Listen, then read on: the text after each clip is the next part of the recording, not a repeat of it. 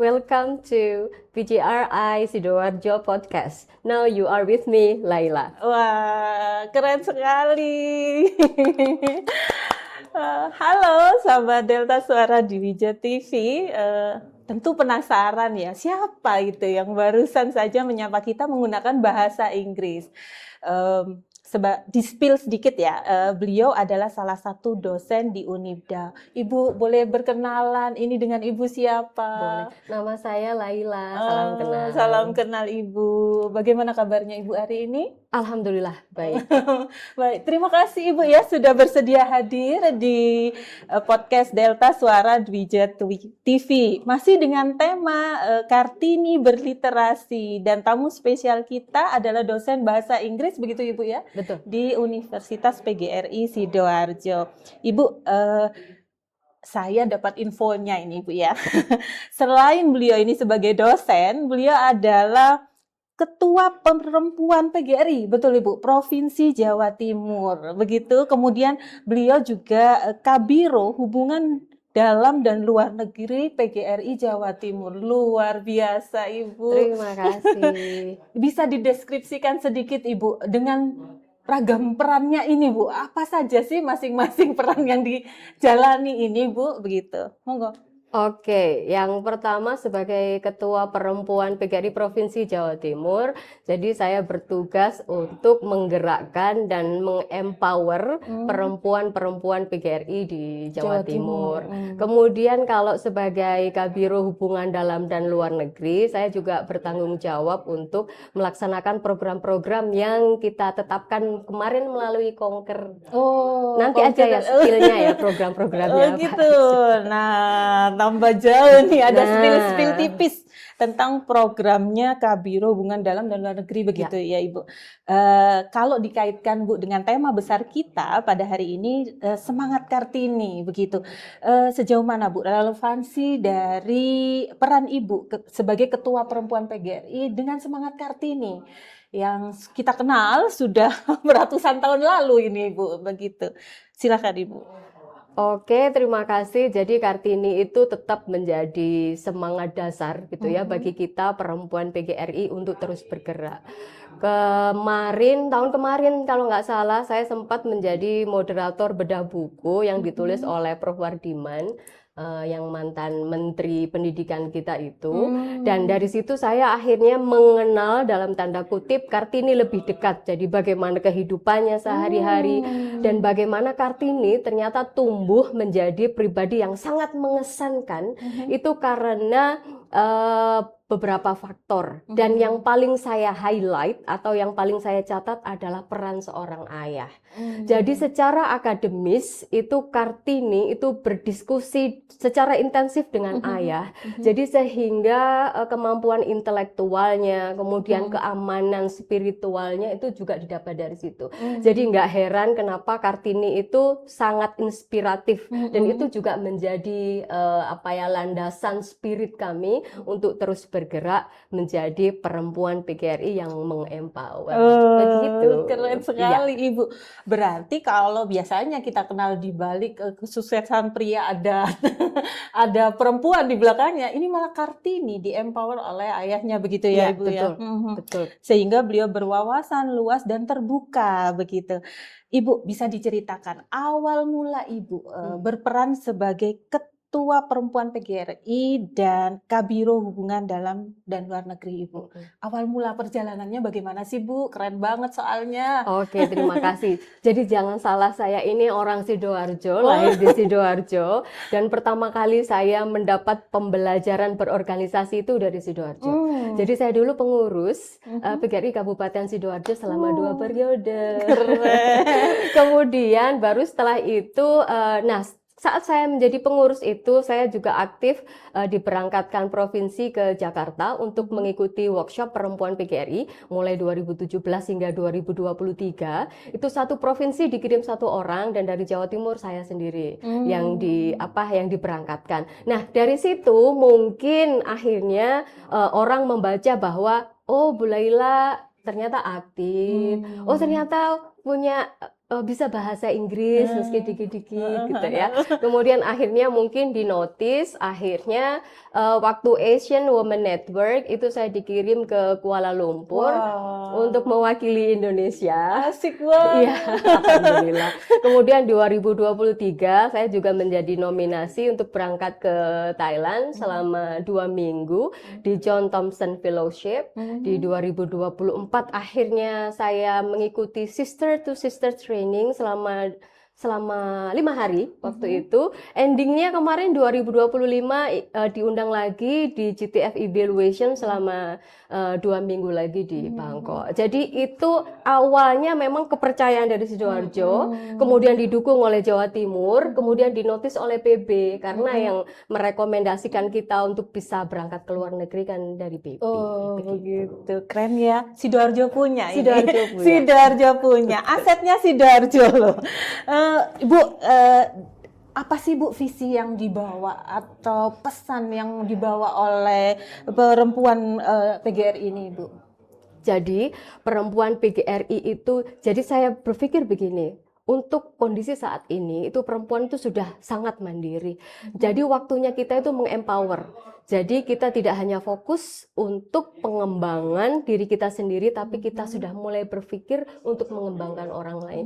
Nah, bagi ibu-ibu, ini karena untuk ibu-ibu, ibu-ibu, untuk perempuan di luar sana, perempuan PGRI, Anda sudah mempunyai kesempatan yang luar biasa. Kalau masuk organisasi itu kan berarti secara bukan logistik. Jadi ya logistik juga ya. Baik di dalam rumah maupun di pekerjaan itu sudah beres, baru orang bisa berorganisasi, bukankah begitu? Jadi perempuan PGRI yang sudah berkesempatan berorganisasi, Anda sudah waktunya untuk berpikir untuk sesama gitu ya, tidak fokus untuk diri sendiri. Nah, itu adalah visi kita. Empowering people, empowering gitu ya. women. Ayo pokoknya ayo gitu ya. Ya, betul, sudah jangan dirinya sendiri, ayo aja semua perempuan. Bu, sejauh ini jejaring yang sudah dikembangkan untuk menghayu atau mengempowering perempuan di Sidoarjo, Bu. Bagaimana apa saja, sejauh mana bisa diceritakan, Ibu? Oke. Jadi karena saya berdiri di provinsi, boleh nggak saya dari point of view boleh, boleh banget. Oke, jadi bagusnya kita adalah PGRI itu mempunyai struktur organisasi yang sangat luar biasa yang diakui di luar negeri juga, mulai dari PB, provinsi, kabupaten, cabang gitu ya, ranting gitu. Kan lengkap. Jadi selama kita di dalam PGRI, kita tidak perlu MOU untuk melakukan jejaring dan berkegiatan dengan pihak-pihak lain asal sesama PGRI. Contoh, tanggal 29 April besok, perempuan PGRI Provinsi Jawa Timur bekerja sama dengan Kalimantan Barat dan Sumatera Utara menyelenggarakan satu seminar talk show dalam rangka perempuan PGRI tanpa MOU. Jadi kita langsung ngobrol aja. Ayo besok kita ngadain kegiatan ini ya. Gitu. Itu yang di dalam negeri. Belum yang di luar negeri. Kita itu berafiliasi atau dalam AI. PGRI itu masuk dalam Education International. Ibu Ketua Umum kita, Bu Undifa, itu menjadi salah satu Executive Committee. Jadi ada 180 negara yang tergabung dalam AI. Jika kita ingin menyelenggarakan kegiatan dengan negara lain, tidak perlu MOU lagi. Jadi kita tinggal calling-calling aja. Nah, yang tahun kemarin itu PGRI Provinsi Jawa Timur mengundang Singapura dan Filipina untuk organizational talks. Yang ke depan kita juga akan mengundang 5 negara. Jadi cukup by email atau by WA kita sudah bisa. Karena kita tidak diakreditasi ya, jadi tidak perlu MOU. Yang penting kegiatan berjalan dan kita sudah punya circle yang sangat luas di PGRI maupun Education International. Jadi nanti Bapak Ibu yang mau melaksanakan kegiatan kerjasama dengan dalam negeri maupun luar negeri, ayo silakan menghubungi nomor gitu ya. Nah, nanti saya bisa mediasi. Oh gitu. Menarik kan? Ternyata PGRI itu jejaringnya sudah internasional. Jangan, nggak kaleng-kaleng PGRI itu, dan tidak diperumit dengan prosedur begitu ya Bu. Betul. Tidak ada birokrasi yang rumit. Pokoknya PGRI aja sudah legal kalau mau menjalin kerjasama dalam hal apapun ya Bu ya. Ya, betul, dalam hal apapun. Nah, karena tadi sudah ada nih wadahnya. Sekarang caranya, Bu, bagaimana kita mau memulai ketika mau berkegiatan, mau membuat jejaring atau kegiatan yang seperti Ibu sebutkan tadi? Oke. Kita mulai dari mana ini, Bu? Oke, langkah awal saya sebagai Kabiro Hubungan Dalam dan Luar Negeri sudah mempunyai WhatsApp group yang isinya adalah pengurus kabupaten di Segbit Hubungan Dalam dan Luar Negeri. Jadi di sana kami berkomunikasi aktif, maka kegiatan yang akan datang yang talk show perempuan PGRI itu kerjasama antara Biro Hubungan Dalam dan Luar Negeri dan pemberdayaan perempuan. Karena ada pemberdayaan perempuannya, karena talk show Kartini, namun ada hubungan dalam negerinya, karena ada 3 provinsi. Nah, nanti misalkan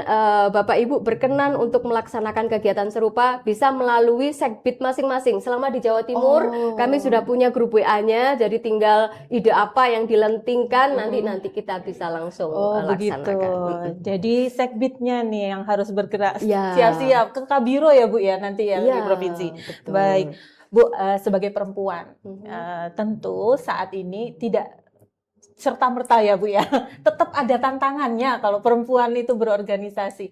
Bisa diceritakan Bu, ketika Ibu menjalankan seluruh peran ini tadi, tantangan apa sih Bu yang sering ditemui? Oke, saya itu orang yang mengikuti paham positivisme.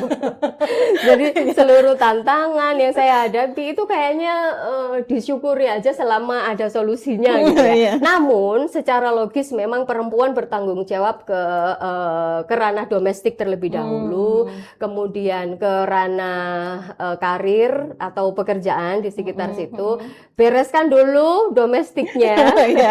Kemudian jika sudah beres, nanti pasti kita punya langkah ke depan untuk menuju dunia pekerjaan. Dunia pekerjaan beres, baru kita ke organisasi. Jadi dinikmati aja langkahnya. Jika kita masih terbelenggu dalam tanda kutip di ranah domestik, berarti memang kita belum siap melangkah ke dunia yang selanjutnya. Nah, jadi kita nikmati, bereskan satu-satu, kemudian nanti kita bisa bisa sampai target yang kita tuju nih, misalnya dalam bentuk organisasi gitu, nanti kita bisa menuju ke sana. Dan jangan lupa never say no. Setiap ada peluang, ada kesempatan, itu misalnya kalau ditanya Mbak Eka nanti bisa nggak mengisi narasumber di kampus kami, never say no. Jadi langsung yes, langsung harus begitu. Harus yes ya, nggak ada insya Allah tidak ada yang nggak boleh. harus yes. Nah, insya Allah itu juga boleh sebenarnya, tapi insya Allah yang karena mungkin ada sesuatu yang kita tidak bisa. Insya Allahnya kan lebih ke positif gitu ya. Jadi pokoknya never say no, harus yes, seluruh opportunity yang masuk itu harus diambil. Mungkin itu menjadi satu kualifikasi nanti. Bu Eka tuh nggak pernah menolak seluruh kegiatan. Ini Bu Eka aja gitu. Jadi nanti gitu. Pokoknya mau aja Bu. Mau aja. Gitu ya. Betul. Baik, Ibu memandang Segbit bidang dalam dan luar negeri, kemudian perempuan PGRI di Kabupaten Sidoarjo ini bagaimana Ibu? Kan sejauh ini Ibu sudah di Jawa Timur, sudah nasional sampai go internasional. Ibu memandang di Kabupaten Sidoarjo ini peran seperti itu bagaimana? Oke. Jadi Sidoarjo itu tempat yang sangat istimewa. Mohon maaf jika kurang objektif menilainya. Namun saya mencoba untuk objektif bahwa setelah saya tinggalkan, ini kelihatannya maju pesat gitu ya. Ada podcast yang selalu saya tonton YouTube-nya itu, soalnya notifikasinya selalu muncul. Dan Bapak Ketua SLCC selalu mengirim saya WhatsApp. Jadi mau tidak mau saya harus nge-love gitu. Kalau ada waktu saya juga komen. Jadi saya memberikan apresiasi yang luar biasa untuk perempuan PGRI yang ada di Kabupaten Sidoarjo dan juga hubungan dalam dan luar negeri yang sekarang sedang membangun satu program program yang tidak saya spill. Nanti kelihatannya ada masanya lagi. Jadi tetap apresiasi karena ini sebuah pencapaian yang luar biasa. Baik. Selamat. Terima kasih Ibu. Kita juga mau go internasional loh Bu. Sama kayak Ibu. Mantap. Insya Allah gitu ya. Amin. Oke, Ibu pesan-pesan ini untuk perempuan PGRI di luar sana. Silahkan. Oke, pesan-pesan saya bagi perempuan PGRI yang di luar sana, ini meng-highlight dari seluruh apa yang sudah saya sampaikan tadi. Yang pertama, kita lakukan yang terbaik dimanapun ranah kita berada, baik di domestik maupun di pekerjaan maupun di organisasi. Kemudian never say no, apapun kesempatan yang ibu-ibu dapat selalu ambil gitu. Kemudian jangan lupa untuk terus belajar sesuatu hal yang baru. Jangan lupa membaca karena ini bagian dari literasi ya. Iya, betul. Saya itu hobi banget membaca meskipun nggak tahu dapat apa gitu, tapi membaca itu merupakan satu hal yang membuat kita healing dan refreshing. Jadi hobi ibu-ibu membaca, jika memang hobi dilanjutkan. Yang belum punya hobi membaca silahkan mulai membaca, tidak hanya membaca buku tapi membaca situasi dan kondisi sehingga kita mampu bergerak dengan efektif, efisien, dan tepat gitu. Itu sih pesan saya. Oke, baik, sahabat Delta Suara Dwija TV. Saya sebetulnya betah loh ngobrol dengan Bu Laila ini di sesi ini. Semoga lain waktu kita dapat mengundang beliau kembali dan berbincang dengan topik lain yang lebih menarik. Terima kasih Bu Laila sudah Bu Eka. menyempatkan diri untuk hadir. Lain waktu bisa hadir lagi ya Bu Laila untuk topik-topik yang menarik lainnya. Insya Allah. Baik sahabat Delta Suara Dwija TV, demikian sesi kita pada hari ini. Sampai jumpa. Wassalamualaikum warahmatullahi wabarakatuh. Waalaikumsalam warahmatullahi wabarakatuh.